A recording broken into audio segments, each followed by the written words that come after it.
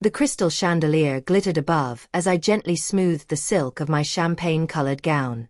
10 years of marriage had led to this seemingly perfect moment. At least, that's what everyone believed. Across the ballroom, my husband James held a flute of champagne, his flawless smile aimed at everyone around him. Except me.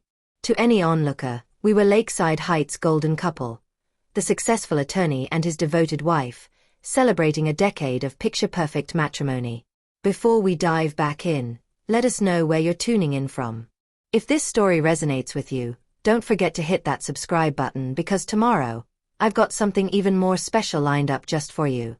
I arrived at the familiar wine bar where Claire was already waiting. A bottle of champagne sat chilling in an ice bucket at a table, sparkling in the dim light. "We're celebrating?" I asked, sliding into the seat across from her. "Every damn day now," Claire replied with a smirk, popping the cork with practiced ease and pouring 2 flutes of bubbling champagne. "I had a feeling today would bring good news." I took a sip, feeling the bubbles brighten my spirits despite everything. I filled Claire in on the day's developments. The promising meeting with Jessica, who had just joined my new event company, the surprise encounter with Diane Westbrook, a powerful philanthropist whose foundation had become a potential client, and a cryptic call from Catherine about financial irregularities tied to Andrew. Claire's eyebrows shot up. Financial irregularities? What kind? Catherine was vague, but she hinted at possible tax issues. I guess I shouldn't be surprised. If Andrew could lie about something as fundamental as fidelity, why not finances? Claire chuckled dryly. Because one might land him in jail. Though honestly, I think both deserve it. I laughed, the sound freer than it had been in months. I don't want him in jail. I just want what's rightfully mine. And it looks like I'm getting it. The Westbrook Foundation account, that's poetic justice. We spent the next hour talking about lighter topics, office renovations, potential names for our conference rooms. Claire was lobbying hard for the Phoenix, a not-so-subtle reference to my rising from the ashes of my marriage. "Speaking of dating," Claire said, shifting gears, "what's the situation with Daniel? You two just business partners?" I gave her a firm look. "That's all." Claire wasn't convinced. "He's single, successful, and clearly in awe of you. Plus, he's been calling in favors everywhere to help get your business off the ground. That's a lot of effort for just a business partner." "It's called investment," I countered. "He has a financial stake in my success." But the way he looks at you when you're in the same room." I felt a flush creep up my neck unrelated to the champagne. "I'm not ready, Claire. I'm still legally married, still untangling myself from Andrew's betrayal. The last thing I need is to complicate things by mixing business with whatever you're implying." She refilled our glasses. "Fair enough. But when you are ready, and eventually you will be, just remember I called it first." I rolled my eyes but didn't argue further. The truth was, Daniel's attentiveness and genuine interest hadn't escaped me. Under different circumstances without a pending divorce, I might have been open to exploring what simmered between us. But for now, my focus was singular. Building a life wholly my own, independent of any man's validation or support. "What about the gala?" Claire asked, switching topics again. "Noah said it's a disaster without you, the Westbrook Foundation." I hesitated. "If they reach out, I'll discuss it. But I'm not going to chase it. That would look desperate." "It's not desperate to reclaim what you built," Claire said firmly. "That event was your baby. Everyone knows you made it succeed last year." "True," I admitted. "But timing matters. I want to approach former clients from a position of strength, not need." I swirled the remaining champagne in my glass. "Besides, Noah says they'll come to me soon enough." Almost as if summoned by the mention of his name, my phone lit up with a text from Noah. "Emergency partners meeting tomorrow morning. More clients leaving. Andrew looks like death warmed over." I showed Claire the message, and she read it with obvious satisfaction. "Karma's, eh?" "Not just karma," I interrupted, tucking my phone away. It's consequences. Andrew built his reputation on my work, my connections, my support. Remove those elements, and the whole structure weakens. Claire grinned wickedly. Plus, now everyone in town knows he's the kind of guy who announces his affair at his anniversary party. Not exactly a ringing endorsement of his character. We finished the champagne, parting with promises to meet after my consultations with Margaret and Diane Westbrook. That night, as I rode home, I reflected on the trajectory my life had taken. From humiliated wife to emerging entrepreneur, from supporting player to leading role, the pain of Andrew's betrayal hadn't disappeared. I doubted it ever would fully. But it had transformed, from a crippling wound into a catalyst for change, a reminder of my own resilience. Watching the city lights blur past the window, I allowed myself a rare moment of uncomplicated gratitude. Not for Andrew's betrayal, but for the freedom it had granted me. Freedom to pursue my own ambitions, reclaim my voice, and build a life aligned with my values rather than someone else's expectations. It wasn't the path I would have chosen, but increasingly, I was grateful for where it was leading. 3 months later, at the Westbrook Foundation Gala, the grand ballroom of the Bellamy Hotel was transformed for the evening. Soft amber lighting, lush orchid arrangements, and a string quartet playing near the champagne fountain. Every detail was flawless, from the hand-calligraphed place cards to the custom lighting that made everyone look radiant. "You've outdone yourself," Margaret Westbrook said, appearing beside me in a midnight blue gown. "Better than last year," I replied, pride warming my voice. "We had an exceptional team, your team," she emphasized. "Your vision." Just weeks after meeting Diane Westbrook, the foundation had reached out, desperate after their original planner delivered a proposal described as unimaginative and disconnected from their goals. I accepted the contract with quiet satisfaction, knowing this event would showcase my company's capabilities. What I hadn't anticipated was how many clients would follow suit, abandoning their ties with my former employer to work with me directly. Margaret continued, "The Westbrook account has become the cornerstone of your business. Diane's very impressed with your proposals." I smiled genuinely. The foundation's endorsement carried weight in the city's social circles. As Margaret moved away, Daniel appeared at my side, impeccable in his tuxedo. "To triumph," he toasted, tapping his flute against mine. I took a sip. The bubbles danced on my tongue. "It's just one event," Daniel said gently, "but look around. Half the city's power players are here, watching you rise from public humiliation to greater heights. This isn't just an event, it's a statement." He wasn't wrong. Since Andrew's devastating announcement at our anniversary party, I'd channeled every ounce of pain into building something remarkable. Parker events and experiences expanded faster than even Daniel's optimistic projections, requiring me to hire more staff and move into renovated office space decorated with framed photos of successful events. Daniel's voice dropped. "Your ex just arrived, with a date who's definitely not the girlfriend he announced at your party." I looked toward the entrance. Andrew stood awkwardly, scanning the room. Beside him was Sarah, the woman from his firm's tax department Noah had mentioned weeks ago. No sign of Olivia, the woman he publicly left me for. "Interesting," I murmured, taking another sip. "He's representing the firm," Daniel explained. "Mitchell and Gray are still major donors." I nodded, unsurprised. The foundation wouldn't jeopardize financial support over personal drama. But Andrew being the firm's representative instead of a senior partner spoke volumes about his diminished standing. "Want me to keep him busy on the other side of the room?" Daniel offered. I smiled, touched by his protective instinct. "That won't be necessary," I said firmly. "This is my event. My triumph. I'm not hiding." Daniel nodded. "Of course. But the offer stands." I smoothed the emerald gown skirt, a stunning contrast to the conservative dresses I'd worn as Andrew's wife. Tonight I was the focal point, the woman everyone wanted to speak with, not because of who I was married to, but because of what I'd created. For the next hour, I moved through the ballroom like a conductor leading a symphony, checking details, greeting donors, and making sure every element ran perfectly. The weight of Andrew's presence was there, but I made no effort to approach or avoid him. A charity event filled with witnesses was the safest ground for our inevitable post-divorce encounter. The divorce had been finalized just a week earlier, accelerated by Andrew's surprising willingness to settle on my terms. The house was mine, the investment portfolio divided fairly, and the art collection, an issue we'd once fought over, split amicably.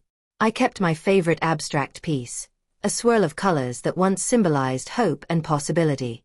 As dinner was served, I sat with the foundation's board members, deliberately seated far from Andrew. I caught his glances toward me several times, his expression unreadable. Sarah, his date, looked uncomfortable, constantly smoothing her hair or adjusting her dress as if aware of the awkwardness. After the main course, Anthony Westbrook, the foundation's sharp-witted president, rose to speak. He thanked donors, highlighted accomplishments, and then surprised me by acknowledging my role.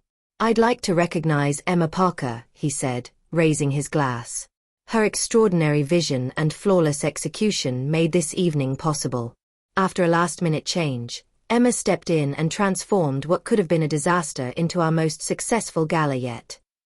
The room erupted in applause. I nodded modestly, feeling a flush of pride.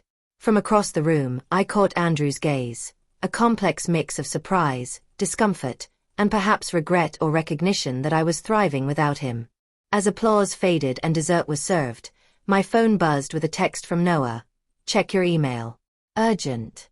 I excused myself and stepped into a quiet alcove. Noah had forwarded an internal email from Mitchell & Gray. Andrew Parker had resigned his position as partner, effective immediately. Client matters would be reassigned. According to Noah, the resignation was forced due to financial improprieties uncovered during our divorce. I stared at the screen, stunned. The pieces clicked into place. Catherine's vague warnings, Andrew's sudden willingness to settle, and now this abrupt exit. Instead of feeling triumphant, I felt a strange mix of satisfaction and sadness. Sadness for the man I once loved, for the future we had planned and now lost. Back in the ballroom, I noticed Andrew rising from his table, nodding briefly to me as he exited. No explanation, no acknowledgement, just a quiet surrender. Daniel appeared at my side, concern etched on his face. "Everything okay? You look like you've seen a ghost." "News from the firm," I said quietly. Andrew resigned. Something about financial improprieties. He processed the news slowly. "Are you okay?" It was a simple question that demanded honesty. 3 months ago, I said, my world shattered in the most public, humiliating way. The life I'd built, the perfect marriage, the social status, disintegrated in a single night. But from those ashes, I built something remarkable. My own business. Relationships based on me, not my husband's name. Freedom. I met his eyes. "Yes, I'm okay." The gala went on without a hitch. When the last guest left, I stood alone in the now empty ballroom, savoring the moment. Claire joined me, congratulating me with a smile. "So much can change in just a few months." I smiled back, slipping off my heels with relief. "Did you hear about Andrew?" She nodded, her tone satisfied. "Couldn't have happened to a nicer guy." I gave her a look, half reproach, half amusement. It's not a happy ending for anyone. Whatever he did was serious enough to end his career. Claire shrugged. "Still, I'd call tonight a pretty happy ending for you." She gestured around the room, sold-out gala, new clients, standing ovation. Not bad for a woman whose husband humiliated her just months ago. Put like that, it was a spectacular reversal. But the reality was more complex. The pain hadn't disappeared. Trust issues and questions about what truly happened during our marriage would linger.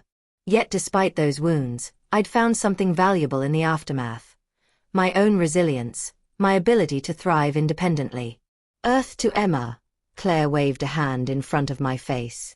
"You went somewhere else for a minute." I smiled apologetically. "Just processing." It's been an eventful night. And it's not over yet. Daniel was waiting to take us to the after party at Riverview, the rooftop lounge reserved for our team and VIPs. I hesitated. I'm exhausted. Exactly why you need champagne and dancing, Claire insisted. This was my night. I deserved to celebrate. The rooftop lounge was magical. String lights twinkled above us, the city skyline glittering beyond the glass walls. Soft music set a sophisticated mood, and Daniel had spared no expense on premium champagne and gourmet late-night delicacies. To the unqualified success of Parker Events, Daniel toasted as I arrived. Glasses clinked. My team, clients, and close friends joined the celebration.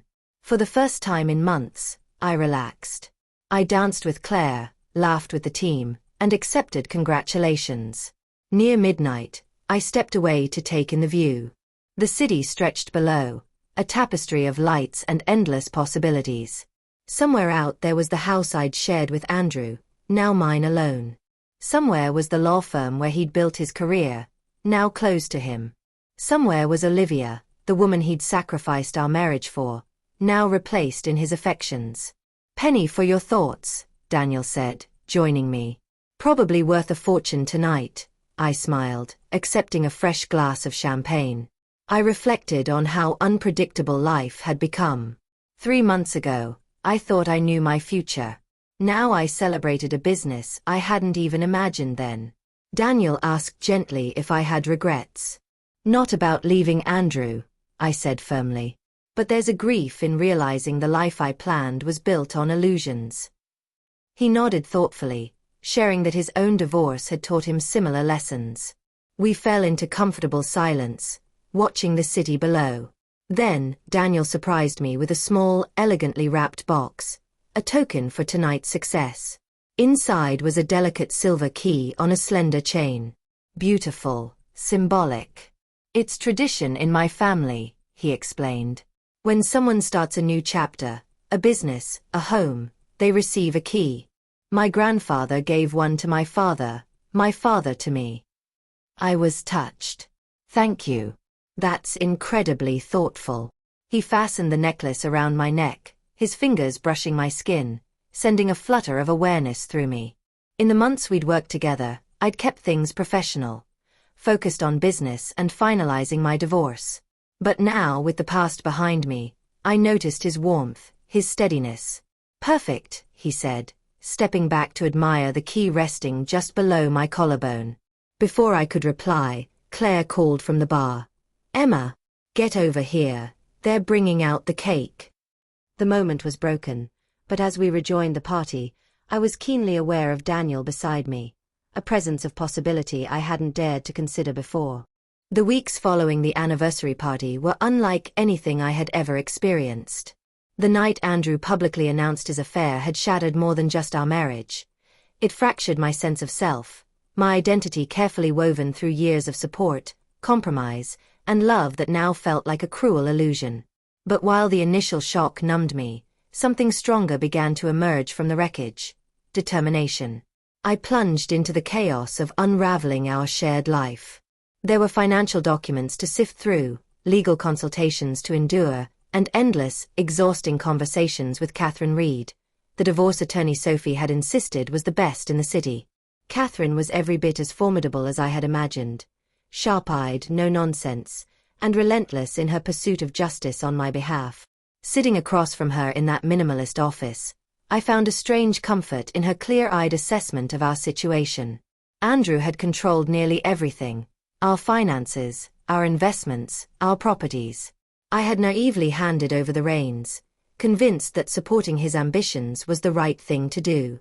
Now, with Catherine's guidance, I saw the full extent of the imbalance. She uncovered hidden accounts, unexplained transactions, and a pattern of financial maneuvering designed to exclude me. But the house, the home I had poured my soul into creating, was unequivocally mine. Catherine made it clear: Andrew's attempts to claim it outright had no legal standing. That house had been my sanctuary once. Every room told a story: our wedding photos in the hallway, the kitchen where we hosted countless dinners, the study where I planned events and dreamed of children. Now, walking through its halls alone to gather my things, it felt like stepping through a museum of a life that no longer belonged to me. Photographs smiled back at me, but the smiles seemed hollow, echoes of a happier time that had faded into memory. When Andrew returned early one afternoon and found me there, I felt a surge of both defiance and exhaustion. His usual polished facade was cracked, rumpled suit, bloodshot eyes, a forced expression of concern. But there was no apology that felt real. Instead, stale excuses and the tired attempt to regain control. I met his gaze without flinching, steady as steel. This was my home too, at least for now. I wasn't going anywhere on his terms. The fallout at his law firm was swift and brutal. Noah, Andrew's former college roommate and my unexpected ally, kept me updated with carefully measured reports. Andrew's standing crumbled as evidence of his financial improprieties surfaced. He was stripped of major cases, sidelined, and eventually forced to resign. Hearing the news didn't bring satisfaction. Not really. It was a solemn reminder of the consequences of betrayal, not just personal, but professional. Amid this upheaval, my fledgling business, Parker Events and Experiences, became my anchor. Daniel Cooper's belief in me went beyond mere investment. He offered mentorship, guidance, and genuine partnership. His faith was a balm to my bruised confidence, and his clear-eyed business sense helped transform my scattered ideas into a concrete plan. Meeting Jessica Moore, a sharp, ambitious former colleague, was another milestone. Her decision to join my startup signaled a shift from merely surviving to actively building a future. But the practicalities of starting over were daunting. Untangling our intertwined lives meant navigating emotional minefields daily. Sophie's steadfast support became my lifeline. Her friendship reminded me I wasn't alone, that I had allies who saw my worth even when I doubted myself. One afternoon, back at the house, I moved through the familiar spaces with a bittersweet clarity. Packing personal items, jewelry from my grandmother, photo albums, cherished first editions, I let go of the past piece by piece. The framed photos of us, of the life we had presented to the world, remained on the walls. They belonged to Andrew now. I had no interest in holding on to ghosts. That confrontation with Andrew crystallized everything. The man who had once vowed forever now seemed small, diminished by his choices.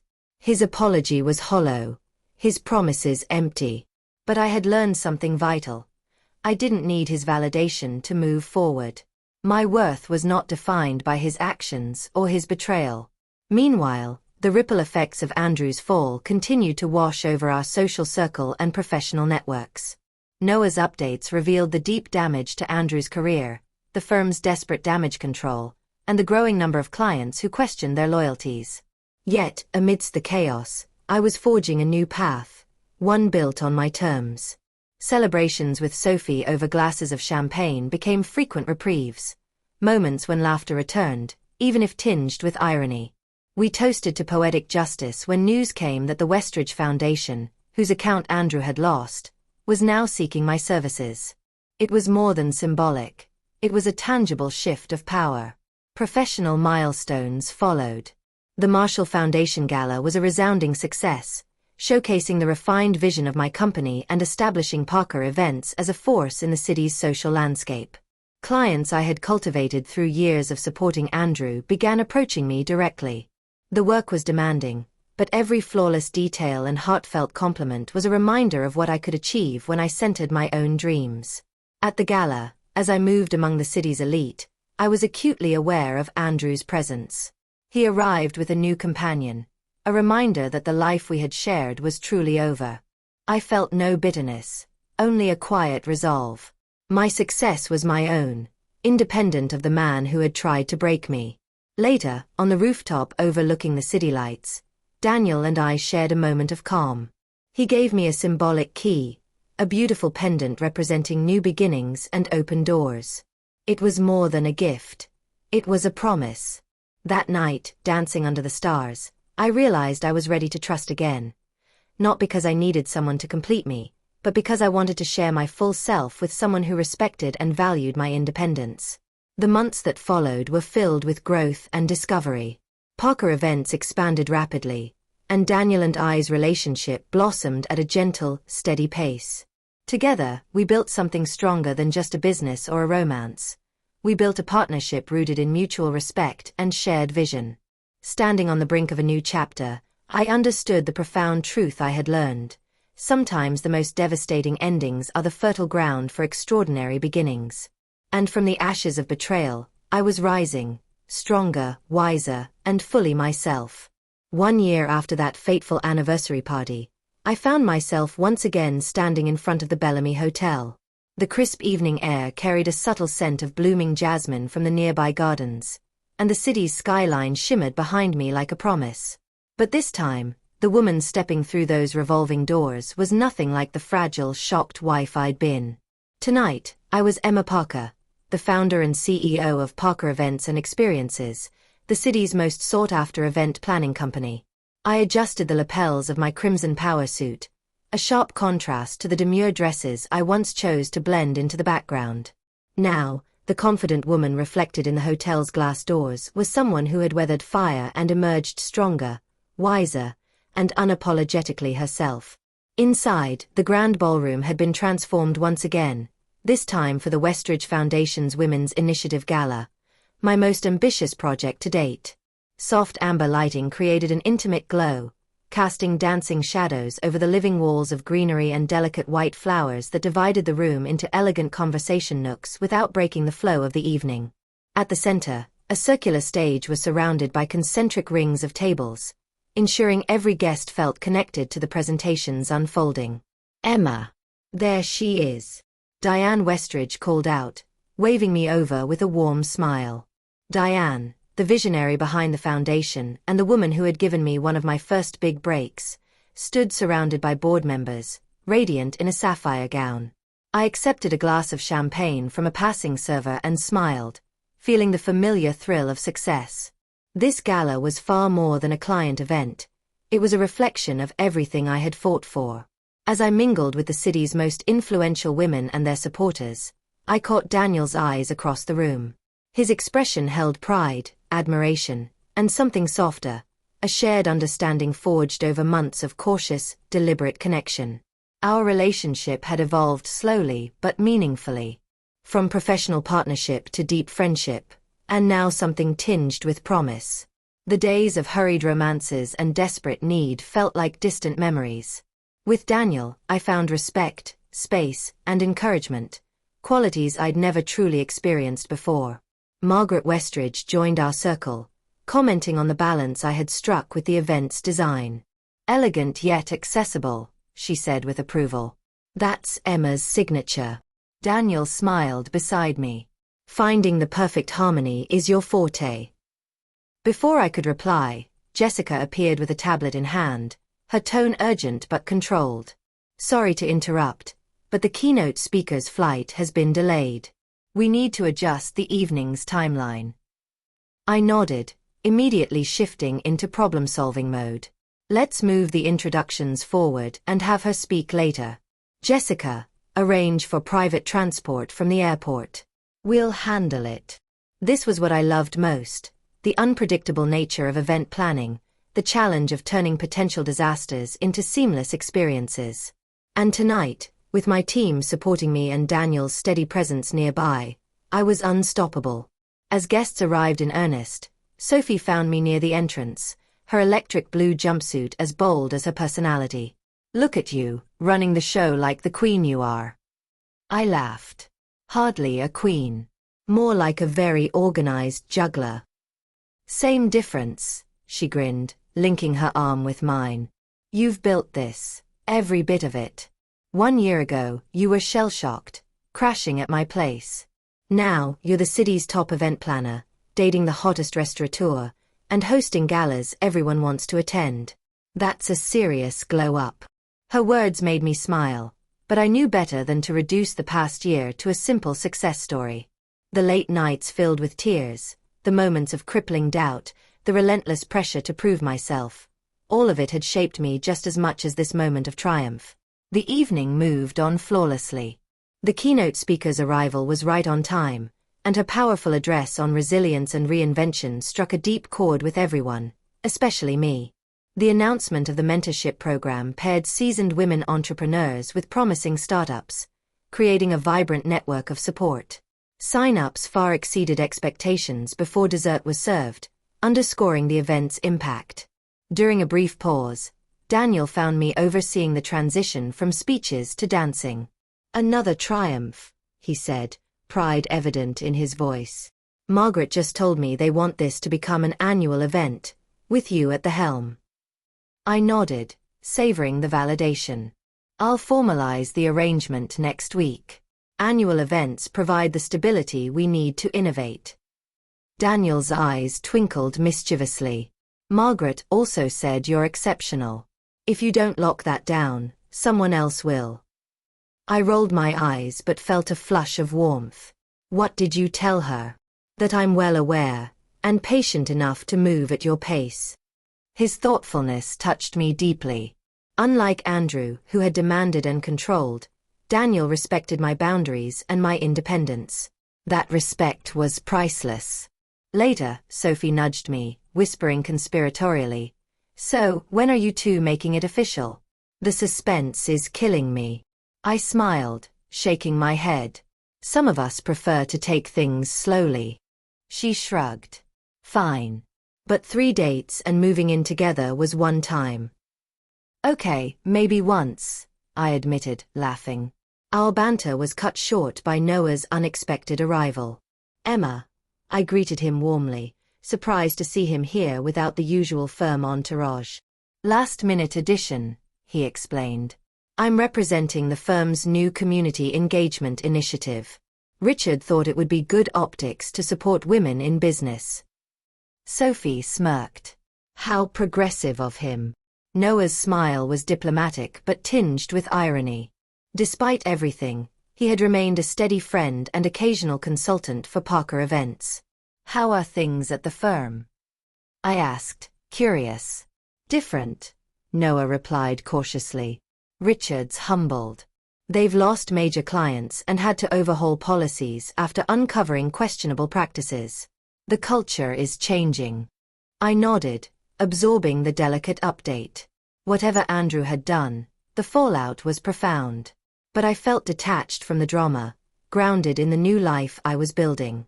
As the evening wore on and guests began to depart, I found myself alone in the now quiet ballroom, surveying the space I had helped bring to life.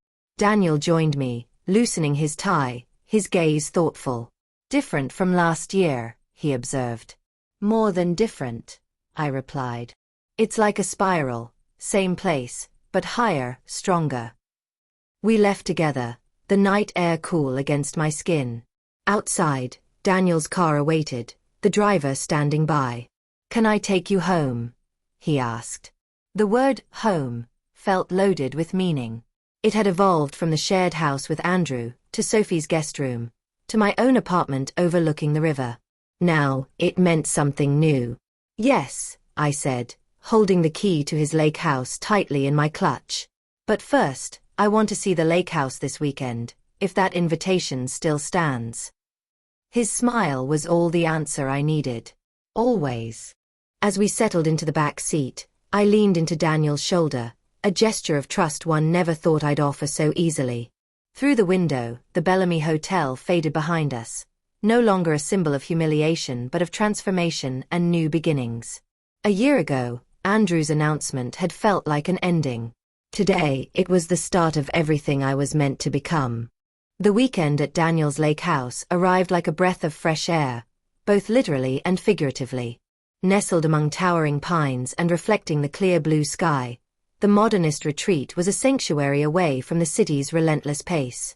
As I stepped onto the wraparound deck, the gentle lapping of water against the shore calmed the lingering storm inside me. Daniel greeted me with a warm smile, handing me a glass of chilled white wine. "Welcome to your new favorite place," he said softly. I took the glass, inhaling the crisp scent of citrus and oak. This was more than a weekend getaway. It was an invitation to step into a future defined on my own terms. The house was a blend of minimalist elegance and cozy warmth, floor-to-ceiling windows, natural wood accents, and art pieces thoughtfully placed to inspire reflection. Daniel's touch was everywhere but never overwhelming, much like his presence in my life, steady, supportive, and respectful. As the evening settled in, we prepared dinner together, the kitchen alive with laughter and easy conversation. The clatter of utensils, the pop of a cork, and the soft jazz playing in the background created an atmosphere of intimacy that felt foreign yet welcome after so many years of guarded interactions. Over a simple but delicious meal, our conversation deepened. We spoke of dreams, fears, and the lessons life had taught us. Stories exchanged with a vulnerability that built bridges between past wounds and future hopes. "I admire how you've rebuilt your life," Daniel said, his eyes meeting mine with quiet sincerity. "You've turned devastation into opportunity." I smiled, feeling the truth of his words resonate. It hasn't been easy. There were nights I doubted everything. But I realized I was never truly broken, just waiting to be remade. He reached across the table, taking my hand in his. "And you've done it beautifully. I'm honored to be part of your journey." The words settled between us like a promise. Not of rushing, not of demands, but of companionship and mutual growth. Later, we moved to the deck, wrapped in a blanket, watching the stars emerge one by one. The lake stretched out like liquid silver beneath the moonlight, a mirror to the endless possibilities ahead. "I want you to know," Daniel said quietly, "that it's not about filling a void or escaping the past. It's about building something new together, grounded in who we are now." I nodded, resting my head against his shoulder. "That's exactly what I want too." In the days that followed, I felt a profound sense of balance, between work and rest, past and future, independence and connection. Returning to the city, I carried the peace of the lake house with me, a steady anchor amid the whirlwind of running Parker events and experiences. Back at the office, the momentum from the gala propelled us forward. New clients sought us out, inspired by the mentorship program's success and the innovative approach we brought to every project. My team flourished, their dedication and talent transforming visions into unforgettable realities. One afternoon, Sophie stopped by with her trademark grin. "Guess what? The mayor wants to feature Parker events in the city's upcoming cultural festival." I laughed, shaking my head in disbelief. From the depths of despair to citywide recognition. "Who would have thought?" Sophie shrugged. "I always knew you'd make it.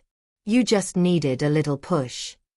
Her faith in me was a reminder of the village that had helped me rise. Friends who stood by me when the world seemed to collapse, mentors who opened doors, and Daniel, whose steady presence allowed me to trust again. Months later, as the year wound toward its close, Daniel and I hosted a small gathering at the lake house. The guest list was intimate. Close friends, colleagues, and a few clients who had become allies in my journey. The evening was a celebration, not just of business success, but of personal healing and new beginnings. Standing by the fire pit, glass in hand, I looked around at the faces illuminated by flickering flames. Each person had played a role in my story of reinvention and resilience. Daniel joined me, his hand finding mine naturally. "To the future," he said, raising his glass. "To the future," I echoed, feeling the weight and wonder of those words.